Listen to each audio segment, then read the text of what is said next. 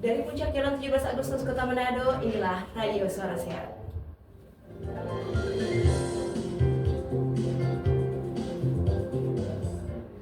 Ya, selamat pagi keluarga sehat dimanapun Anda berada. Senang sekali ya kita bersuara kembali dalam talk show kesehatan yang selalu kami hadirkan di setiap hari Kamis pada pukul 10 hingga selesai nanti. Dan pada kali ini episodenya kita akan mengangkat mengenai Hari Glaukoma Sedunia. Dan kami akan menampilkan menyajikan di ruang dengar keluarga sehat kali ini dengan narasumber yang tidak kalah yang berkompeten di bidangnya pastinya. Dan pada pagi hari ini Niki akan ditemani dengan Dr. Paula Mary Welmin Lumonon, spesialis mata, yang merupakan dokter penanggung jawab dari Subdivisi Glaukoma UPTD Rumah Sakit Mata Provinsi Sulawesi Utara. Selamat pagi dokter. Selamat pagi Niki, selamat pagi pemirsa. Ya, pada pagi hari ini kita akan berbincang ya dok mengenai glaukoma itu sendiri ya. Tepatnya mengenai hubungan glaukoma dan gaya hidup ya. Iya benar. Baik. Nah, senang sekali Niki pada pagi hari ini kita akan berbincang hingga kurang lebih 1 jam ke depan bersama keluarga sehat ya. Dan pada kali ini kita akan tidak terlalu tegang-tegang amat kita di sini ya, keluarga sehat. Nah, di sini mungkin keluarga sehat ya sudah biasa mendengar kata glaukoma itu sendiri. Namun mungkin Dokter Paula, Niki siapa lebih akrab Paula, Dokter Paula ya. Dokter Paula bisa lebih jelaskan glaukoma itu sendiri seperti apa dok? Ya, oke. Terima kasih buat kesempatan yang diberikan. Baiklah, pagi ini kita akan bersama-sama belajar dan juga bagaimana kita boleh mengedukasi teman, keluarga atau tetangga yang mungkin kita melihat ada gejala-gejala glaukoma ini ya.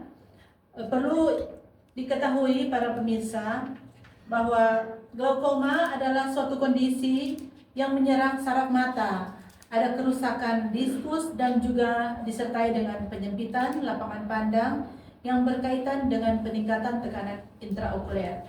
Kadang-kadang orang tidak tahu kalau dia sudah ada glaukoma atau keluarganya ada glaukoma. Biasanya kalau orang di kota mungkin sering memeriksakan mata ya, tapi kalau orang-orang di kampung mereka jarang memeriksakan mata. Jadi nanti kalau melihat ada orang tua atau ada sanak saudara yang mulai berjalan misalnya, dia tidak lagi kadang tiba-tiba ada yang masuk ke selokan atau ke parit. Jadi baru diketahui, baru periksa mata, oh ternyata dia ada gejala glaukoma. Jadi memang glaukoma ini mungkin kalau katarak dia perlahan-lahan seperti juga glaukoma ini, tapi glaukoma lebih cepat perjalanan penyakitnya dibandingkan dengan katarak ya. Oh gitu ya dok. Perlu diketahui juga glaukoma ini adalah penyebab kebutaan kedua di Indonesia, bahkan di seluruh dunia. Jadi katarak yang nomor 1. Mengapa sampai ada ini Hari Glaukoma Sedunia? Jadi ini diadakan tiap bulan Maret. Tiap bulan Maret Setiap tahun ya. Okay.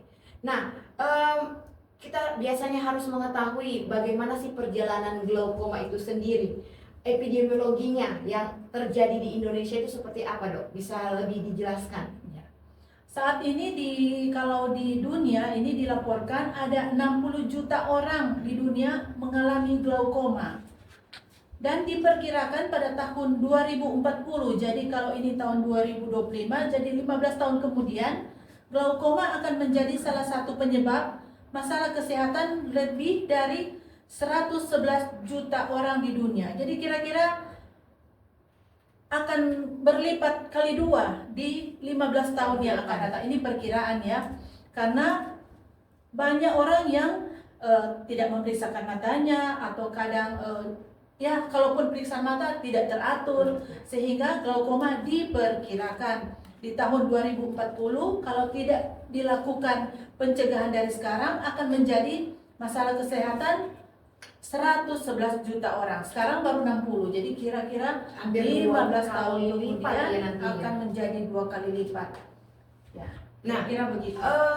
kalau mengenai glaukoma sendiri ini, pastinya supaya tidak mencegah ya, ada beberapa faktor resiko yang mungkin ya bisa menyebabkan meningkatkan resiko pada setiap orang.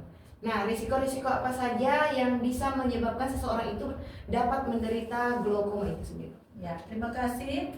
Faktor resiko terbanyak di atas usia 40 tahun ya. Di atas usia 40 tahun, tapi bisa juga ditemukan pada anak-anak baru lahir itu glaukoma kongenital, dan juga pada anak-anak yang usia muda, glaukoma juvenile pada remaja. Kemudian faktor resiko yang kedua adalah riwayat keluarga dengan glaukoma. Jadi kalau orang tuanya atau opa oma ada glaukoma, jadi sebaiknya keturunannya diperiksa karena kemungkinan juga ada menderita glaukoma. Jadi ini ada riwayat keluarga, ada turunan ya. Oh, turunan seperti penyakit yang menular lainnya ya? Iya, Jadi begitu. Oke. Seperti penyakit yang lainnya ada riwayat turunan. Kemudian faktor yang ketiga ada penyakit diabetes. Faktor yang keempat ada hipertensi. Jadi ini sama ya, diabetes dan hipertensi itu dia menyerang saraf mata. Jadi harus diperiksakan secara teratur karena orang yang mengalami diabetes atau hipertensi bisa juga terjadi glaukoma di kemudian hari, bukan langsung glaukoma ya, tapi dengan perjalanan penyakit dia bisa menderita glaukoma. Faktor resiko yang kelima adalah jenis dan kelainan refraksi. Jadi orang dengan minus tinggi dia juga menyerang saraf mata. Jadi intinya yang diserang pada glaukoma adalah saraf mata, sehingga bisa pada minus atau hipermetrop yang tinggi bisa menyebabkan glaukoma di kemudian hari. Kemudian orang yang sering migrain, sakit kepala, orang yang sakit kepala berulang-ulang dalam jangka waktu yang lama juga sama, dia akan menyerang saraf mata sehingga terjadi juga glaukoma. Kemudian faktor resiko yang berikut adalah pemakaian obat steroid dalam jangka panjang. Ini selalu menjadi masalah ya, karena banyak walaupun dia masih muda, dia sudah datang dengan glaukoma. Sesudah ditanyakan dia memakai obat steroid jangka panjang, misalnya orang yang sering gatal-gatal, alergi, jadi dia minum obat-obat yang dibeli bebas itu, misalnya prednison, atau orang yang rematik, dia sering beli obat bebas. Jadi dia cuma beli di warung atau beli di toko-toko obat yang bebas, sehingga dia memakai obat jangka panjang dan waktu datang itu sudah terjadi glaukoma. Glaukoma yang penyebabnya karena obat-obat steroid gitu. Obat steroid ini sebenarnya sering orang bilang obat dewa Pak. Jadi kalau misalnya tidak bisa lagi diobati dengan lain, mereka minum obat steroid ini lebih cepat sih sembuh, tapi ada efek samping yang lain juga. Antara lain ini glaukoma. Dan faktor resiko yang berikut adalah merokok. Jadi orang yang ketergantungan dengan rokok, di dalam rokok itu ada nikotin. Dan nikotin ini adalah menyerang saraf mata. Jadi pemakaian rokok yang lama juga akan menyebabkan glaukoma di kemudian hari. Itu faktor-faktor resiko yang ada. Ya, tadi menyinggung sedikit ya, ada penyakit diabetes, hipertensi, merokok. Berarti dari seseorang yang menderita diabetes, hipertensi, berarti dia lebih cenderung bisa ya, lebih cenderung bisa untuk menderita glaukoma dibandingkan orang yang tidak diabetes, begitu dok? Iya, kira-kira begitu. Dan paling banyak ini apakah yang menderita glaukoma ini seorang perempuan atau laki atau tidak, tergantung jenis kelamin gitu? Glaukoma itu bisa menyerang laki-laki, bisa menyerang perempuan, bisa. Oke. Baik, selanjutnya dok, tadi saya mendengar ada kata glaukoma kongenital atau apa, ada dua jenisnya. Bisa lebih dijelaskan keduanya itu dok, seperti apa? Ya, kalau dalam pembahasan yang secara garis besar, glaukoma itu ada glaukoma sudut terbuka, ada glaukoma sudut tertutup. Tapi dia juga ada glaukoma, tipe-tipe glaukoma yang lain, seperti tadi glaukoma kongenital. Glaukoma kongenital itu terjadi waktu lahir. Jadi memang dia dari lahir matanya tidak sempurna, sehingga dia ada glaukoma kongenital. Dan itu memang prognosenya untuk glaukoma kongenital agak buruk ya, dibandingkan dengan glaukoma yang terjadi di atas usia 40 tahun. Karena kalau glaukoma yang terjadi di kongenital biasanya matanya melotot dan biasanya kalau anak-anak prognosanya agak jelek karena mata sudah melotot gitu. Jadi kalau orang besar biasanya glaukomanya kalaupun mata melotot tidak seperti anak kecil. Kalau anak kecil sampai matanya melotot seperti istilahnya mata sapi, jadi buftalmus, matanya jadi besar gitu. Dan itu memang waktu lahir ya, jadi Waktu lahir. Dan itu kayak tadi sudah bilang pengaruh juga keturunan juga bisa seperti itu ya. Iya. Pengaruh ke ibu yang Mungkin mengandung, ibunya ya. yang mengandung meminum obat-obatan yang ya tidak layak untuk diminum. Ya, tidak sesuai anjuran dokter. Ya. Baik, nah glaukoma sendiri tadi jenisnya ada berapa jenis yang perlu diketahui keluarga sehat ini, Dok? Iya, selain yang sudut terbuka, sudut tertutup, ada juga glaukoma kongenital yang tadi waktu lahir, glaukoma juvenile waktu remaja, misalnya tadi antara lain yang waktu remaja itu antara lain yang penggunaan obat steroid itu banyak ditemukan pada glaukoma juvenile waktu remaja. Mereka obat-obat yang minum obat-obatan steroid tadi sehingga misalnya alergi, dia minum obat gatal-gatal, dia minum obat dexamethasone sehingga dia terjadi glaukoma juvenile. Dan ada juga yang terakhir yaitu glaukoma sekunder. Glaukoma sekunder ini karena misalnya mata yang infeksi sehingga terjadi kerusakan saraf. Dan juga katarak yang ada pasien banyak yang tidak mau operasi mata, jadi kataraknya terlambat. Katarak terlambat itu antara lain menyebabkan glaukoma sekunder. Nah, dari berbicara berbagai macam jenis glaukoma, ada glaukoma tertutup, terbuka, kemudian ada tadi kongenital, juvenile gitu ya. Iya. Nah, pastinya dari salah satu jenis ini pastinya ada gejala-gejalanya, Dok. Bisa disebutkan gejala-gejala sehingga keluarga sehat ini tahu kalau mereka menderita gejala-gejalanya, mereka sudah tahu, oh saya kurang lebih saya akan menderita atau gimana itu, Dok. Nah, untuk diperiksakan matanya ya. Terima kasih. Kalau untuk glaukoma sudut terbuka, dia biasanya yang paling umum ditemukan. Dia biasanya berkembang perlahan-lahan. Tidak ada gejala awal yang seperti saya ungkapkan di pertama tadi, tidak ada gejala, tiba-tiba kita melihat dia sudah jalan tabrak-tabrak. Biasanya ini terjadi pada orang tua karena dia berjalan perlahan-lahan. Biasanya nanti juga ditemukan di atas umur 40 tahun atau malahan bisa nanti ditemukan di umur 60, 70. Kemudian kita melihat ada orang tua yang kalau jalan ya dia mesti pegang-pegangan dinding atau apa, ternyata dia mulai ada gejala glaukoma tanpa orang sadari. Dan malahan pernah ada bapak yang pernah periksa dulu di rumah sakit mata, dia tidak mau bilang ke orang keluarganya bahwa dia kan juga tidak tahu kalau dia glaukoma. Ya masuk di got gitu.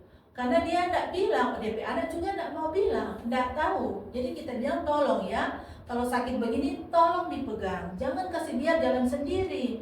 Karena itu bapak juga malu meminta tolong mungkin DP anak. Dan akhirnya ya itu masuk di got. Jadi syukur tidak apa-apa sih, cuma sebaiknya kalau ada yang melihat orang tua jalannya harus pegang-pegangan dinding atau apa, tolong dibantu, jangan kasih biar, karena kan ada orang tua yang gengsi minta tolong sama anaknya yang harus aktif, tolong itu orang tua.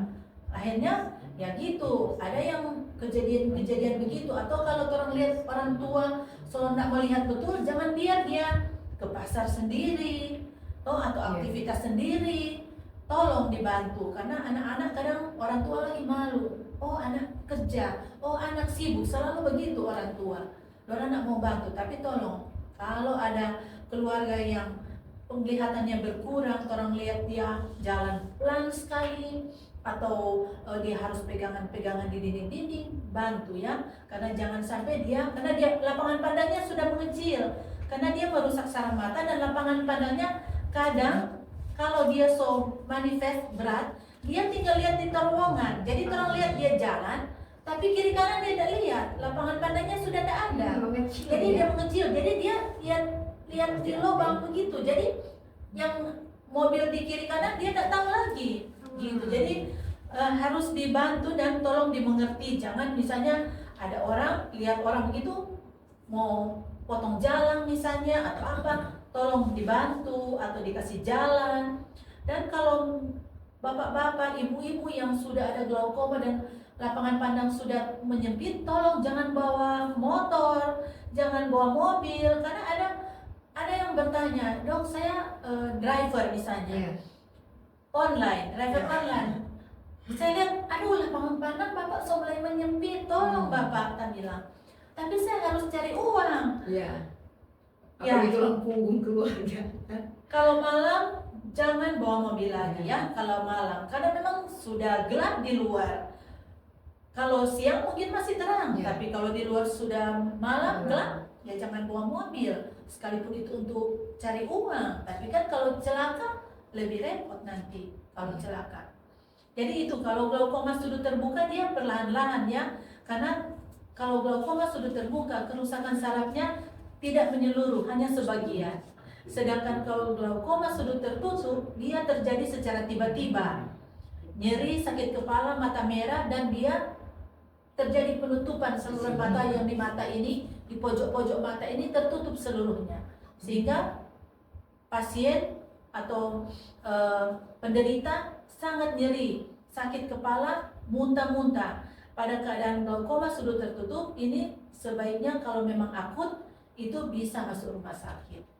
Bisa masuk rumah sakit kalau yang sampai muntah-muntah. Atau segera bawa di rumah sakit akan diberi pengobatan. Begitu. Ya. Ya keluarga sehat, Anda masih mendengarkan talk show kesehatan di edisi Kamis 20 Maret 2025 yang kita masih membahas mengenai hubungan glaukoma dan gaya hidup. Masih dengan narasumber kita yaitu Dr. Paula Mary Welning Lumonon, spesialis mata. Ya, masih sementara berbagi dengan kita semua ya. Ya, kita kembali lagi ke Dr. Paula. Nah, gejala dari glaukoma itu tadi ada apa? Awalnya pastinya ada yang tidak terasa ya, Dok? Iya. Nah, selain yang tidak terasa ada gejala apa lagi?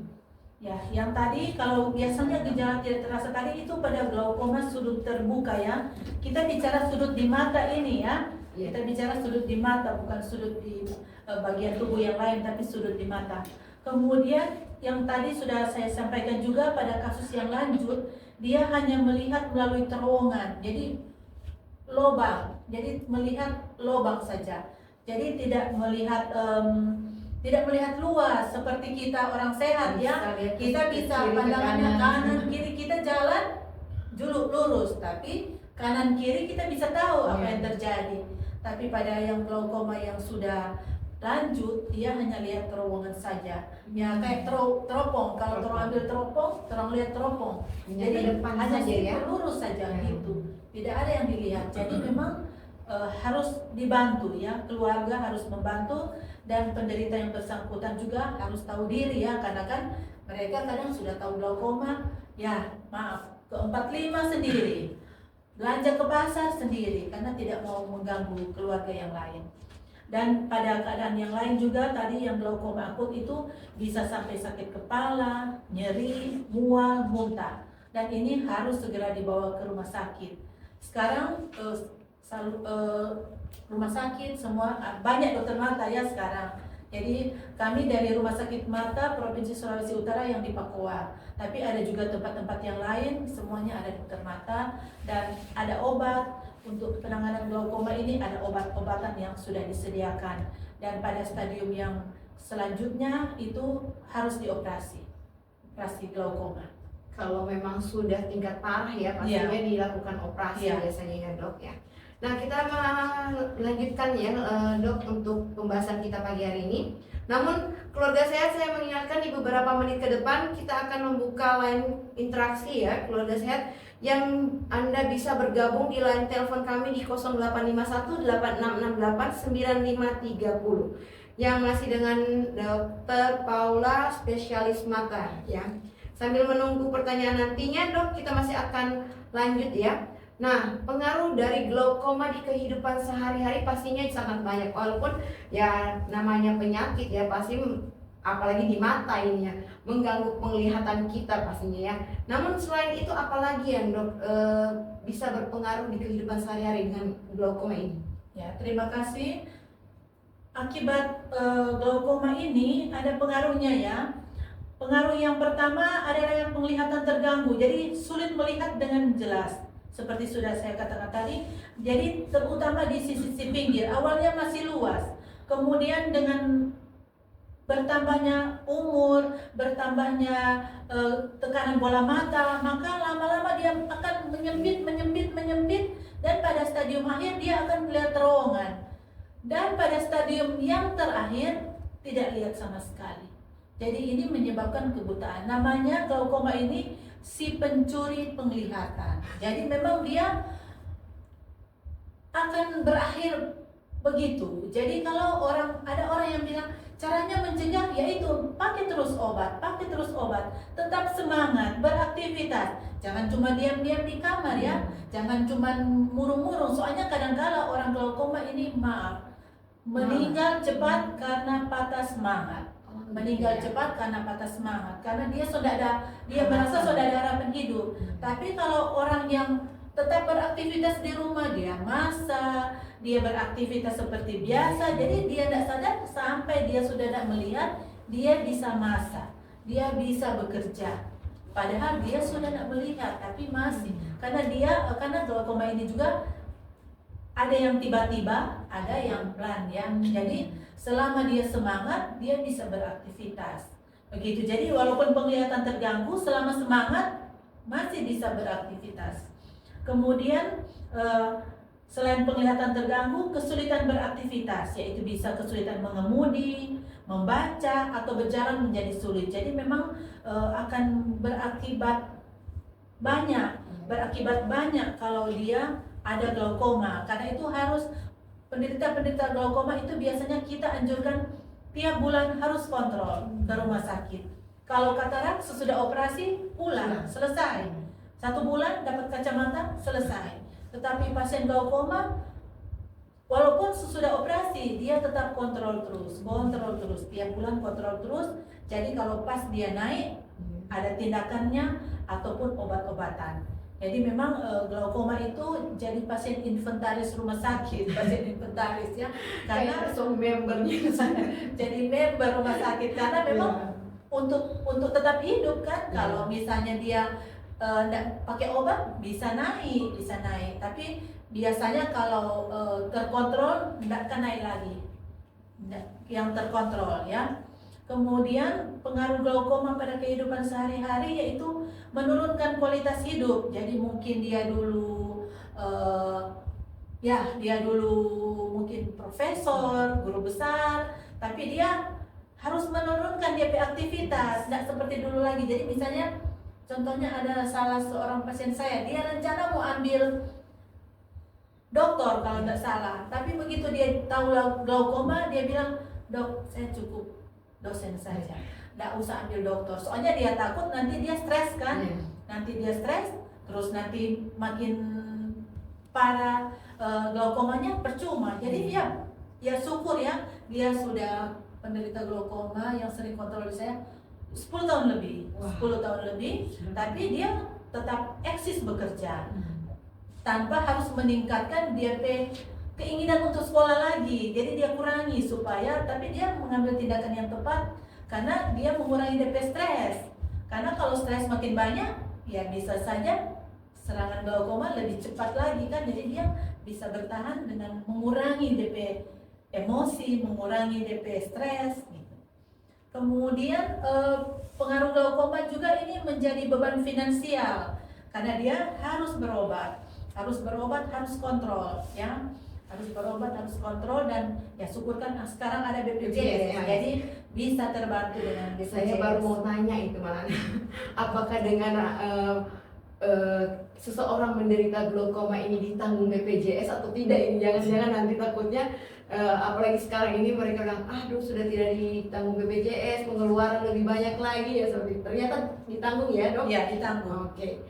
Nah pastinya di dalam kehidupan ya kita harus bisa mengendalikan glaukoma itu sendiri. Nah, perlulah kita, karena tadi kita berbicara tentang hubungan glaukoma dan gaya hidup. Nah, gaya hidup yang seperti apa yang harus kita cegah supaya glaukoma ini tidak diderita oleh setiap orang ya. Apalagi tadi bilang bukan hanya usia 40, masih di bawah 40 juga bisa menderita glaukoma itu sendiri. Ya. Jadi untuk mencegah glaukoma dan mengendalikan glaukoma, jadi sekarang kita perlu gaya hidup yang sehat ya, gaya hidup yang sehat. Jadi pertama, pola makan yang sehat. Jadi kita harus sering mengkonsumsi sayuran hijau, ikan segar, bukan ikan yang di kaleng ya, ikan segar, dan makanan kaya vitamin A, vitamin C, vitamin E. Boleh minum vitamin, tapi yang dimaksudkan di sini adalah makanan kaya vitamin ya. Vitamin hanya menolong, vitamin sekali-kali saja, tapi kita perlu makan makanan kaya vitamin, tapi makanan yang segar. Sebaiknya kita mengurangi makanan yang diawetkan, karena contohnya saya melihat kan, contoh misalnya kita bikin abon cakalang 1 minggu, maaf, tidak dipanasi, bau kan? Iya. Tapi kalau kita beli yang di toko, dia bisa expire sampai 2 bulan, 3 bulan. Jadi kandungan pengawet itu besar di abon-abon maaf yang ada di toko-toko ya. Jadi sebaiknya kalau bisa yang dibuat homemade ya, mungkin lebih diperpendek ya. Kalau di luar negeri mungkin lebih diperpendek itu expirednya, supaya bahan pengawetnya tidak banyak gitu. Jadi yang dianjurkan sini adalah makanan yang kayak vitamin ya, kayak A, vitamin C atau vitamin E. Kurangi kafein, gula berlebihan, dan makanan olahan. Jadi sudah dikatakan tadi, jadi harus mengurangi kafein, gula, karena dari kopi tadi, gula itu bisa merusak saraf optik ya, bisa merusak. Jadi harus makanan yang segar, kita harus sering menggunakan makanan segar. Karena dari saya juga ada teman-teman yang menderita cancer, mereka mengatakan mereka dari penelitian-penelitian itu, mereka untuk kemo itu mereka mengganti dengan makanan-makanan yang bergizi, yang segar, dan juga puasa, sehingga detox itu bisa dimatikan. Jadi mari kita membudayakan pola makan yang sehat, jangan terlalu banyak makan makanan yang sudah diawetkan ya. Kemudian olahraga yang teratur juga, olahraga teratur. Jadi bisa jalan kaki, berenang, ada juga sekarang ibu-ibu yang suka yoga, ya silakan ya. Dan hindari olahraga yang meningkatkan tekanan mata, seperti mengangkat angkat berat ya. Kalau beban hidup sudah berat, apalagi sudahlah nggak usah angkat beban berat ya bro. Ya, oke. Jadi ada olahraga teratur ya. Kemudian harus mengurangi stres. Ada meditasi, ada relaksasi, ada tidur yang cukup. Jadi jangan orang fokus, jangan kita ini fokus kerja. Bagus sih istilah kerja, dan kerja. Tapi kerja, istirahat. Sebaiknya begitu ya. Jadi supaya tidak stres. Karena kalau stres banyak manifestasi di tubuh kita juga. Jadi kerja istirahat, kira-kira begitu. Pokoknya porsinya ada, jangan masa 24 jam kerja ya dok. Ada waktu yang digunakan untuk istirahat dan tidur yang cukup ya. Kalau apalagi kalau orang tua, dokter-dokter ini yang notabene kadang-kadang harus 1 kali 24 jam on. Jadi tetap harus ada istirahat ya dok, untuk mencegah ini ya. Iya, kalau sudah capek jangan paksa kerja atau ada aktivitas luar. Istirahat, tidur dulu sebentar, setengah jam, baru beraktivitas lagi. Dan yang terakhir tentang gaya hidup adalah hindari kebiasaan buruk ya, antara lain stop merokok, stop alkohol, dan yang paling penting sekarang kurangi penggunaan gadget berlebihan untuk menghindari ketegangan mata. Ya, sekarang gadget ini jadi teman sebenarnya, tapi jangan berlebihan. Ada aturannya. Kadang-kadang bukan juga teman, jadi pasangan ini dok. Kadang sudah lupa sama pasangannya sendiri, handphone yang di samping, sampai kalau tidur kadang-kadang orang juga ya tidur itu handphonenya sudah di samping kan, bangun tidur bukan baca doa, handphone yang dilihat seperti itu. Nah, mungkin perlu diingatkan ya, Dok, bahwa ya kita seperti tadi kata dokter, gadget ini ya ada porsinya ya, ada porsinya. Nah, kita sudah berada di bagian akhir ya, dan karena kita sudah dibatasi dengan waktu ya, mungkin bisa berikan closing statement ya dari topik yang kita bahas pada pagi hari ini. Ya, terima kasih. Kita mengapa ini glaukoma kita bahas siang hari ini? Karena glaukoma adalah penyebab kebutaan kedua sesudah katarak ya. Biasanya orang awam hanya tahu katarak, tapi ini kita berbicara tentang glaukoma. Jadi bagaimana kita mencegah glaukoma adalah pentingnya pemeriksaan rutin.